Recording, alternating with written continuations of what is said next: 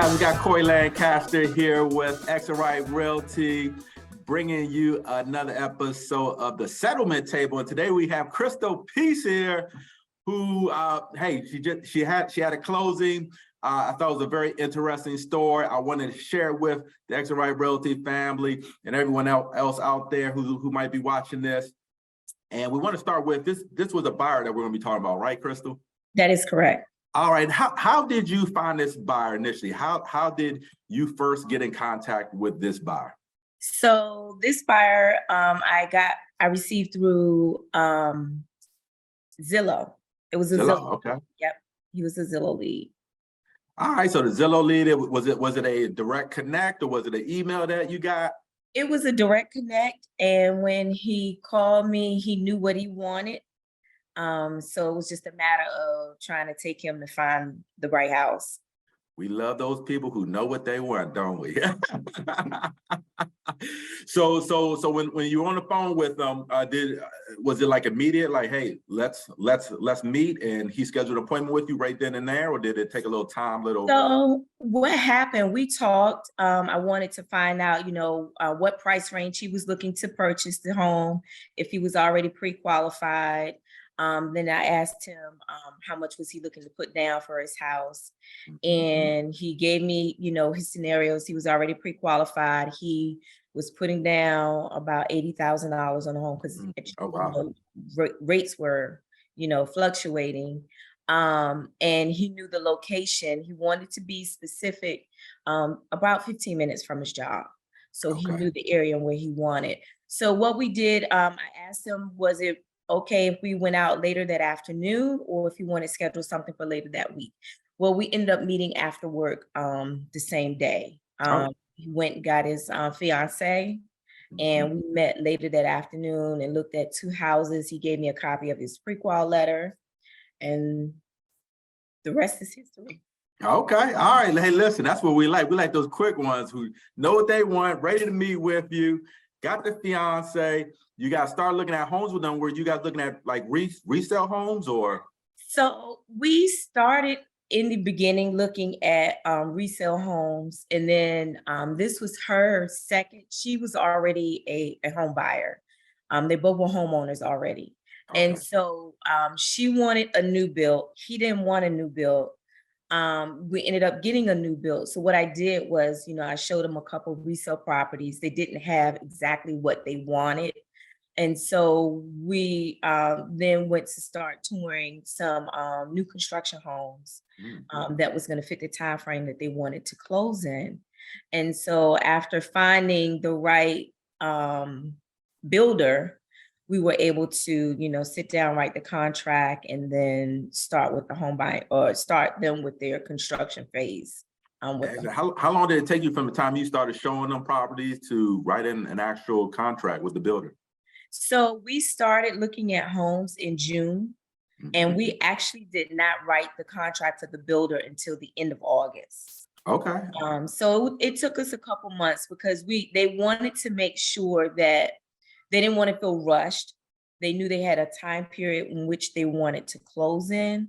And so which was okay with me, because I was able to, still be able to, show them other new properties that was coming up, and I wanted them to feel great about the new the development, the purchase, all of the amenities they were going to be having in the home and the community.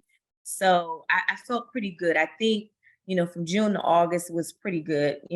That is pretty good. I think a lot of people would be okay with June to August and finding their clients something and getting them under contract. So I know people think, brand new construction, it's somewhat of an easier deal, because you don't do as much. You're shaking your head. Was there any challenges that you ran into? And then how did you overcome those challenges? So a new construction, no, we don't have to do a whole lot. But some of the challenges for me was just still making sure that my client was happy with the overall product.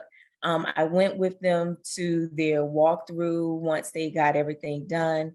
I probably put a little bit more care into it as an agent, but I wanted to be able to get a referral later, Mhm. from them saying, oh, she was very attentive to the needs, and just, making sure that they, were not getting screwed in their deal from the contractor, making sure that I read the contract, that they were getting all of the upgrades that they had signed for.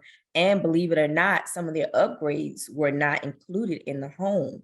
When we did the walkthrough, such as they were supposed to have had a full bath on the main level off of, and so That's a that was, pretty big upgrade to miss. yeah, yeah. So it was good that I took the time to go through the contract and then make sure that everything was, captured. So their theater room in the basement, there were a couple quirky things, but Okay. we caught it in enough time so that they could feel happy. Good, good, good. And that's what it's all about. A lot of people, a lot of buyers out there may think, hey, I don't need a real estate agent. It's brand new construction. But what they don't always realize is the builder's looking out for their best interest, right? They're not looking out for that buyer's best interest. They might be nice and cozy with you and write that contract, but at the end of the day, they are not representing the buyer in their best interest, which is why our job is so important. So eventually you got to the closing table. And how was the mood of the buyers? I mean, how did they feel about the whole thing? They were excited and they were nervous.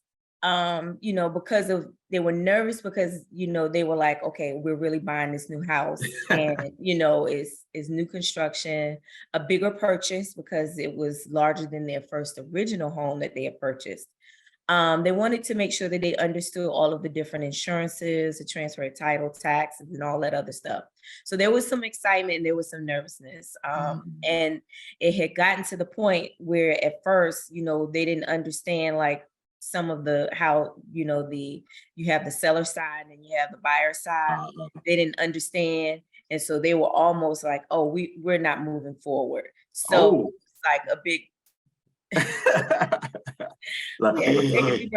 like, it's okay, so we got them, I got them, on the same page as the title company. It was a mistake that we had found, but it worked out. It got rectified. Very good. And that's what our job exists for, right? To catch those mistakes. And if there are some issues, some challenges, regardless on whose fault it is or who missed it, it's our job to kind of help get those things resolved. Well, listen, it sounds like it was a good transaction and looks like you really serviced the client. Are you still keeping in contact with that client? I am still keeping in contact. They have one more home to sell because they both had a home. I sold one. And then the other one, we're going to be putting on the market next year. So yes. Well, look at that. And next year being 2023? 2023, yeah. All right. Well, listen, 3 transactions out of a Zillow lead, right? And what is a Zillow lead ultimately? Ultimately, that's an internet lead, right? Now, exactly. Zillow, if you guys go through Zillow, they will scrub them a little bit and direct connect them. But hey, listen, whatever works, whatever's working from you, but that turned into 2 transactions already and a 3rd one on the way. So what advice would you give other agents out there in general if they want to succeed in 2023? I would say be intentional about what you want to do for your business. You're going to have to be dedicated and you're going to have to really, time management is really the key in following up with your clients, following up with your leads. And then just be intentional about what you want to do for your business. It's only going to flourish if you put in the extra work to make it happen. Excellent. Well, listen, thank you, Crystal, for taking this time to share with us your story, because there's a lot of agents out there who, may be a little bit down, right? They need a pick-me-up, or they don't understand how this business works, and maybe they haven't done their first transaction, or maybe they are more experienced, but things are just not working right. It's good to hear these stories to kind of let you know, like, things are happening. Challenges do come up, but you can get through it.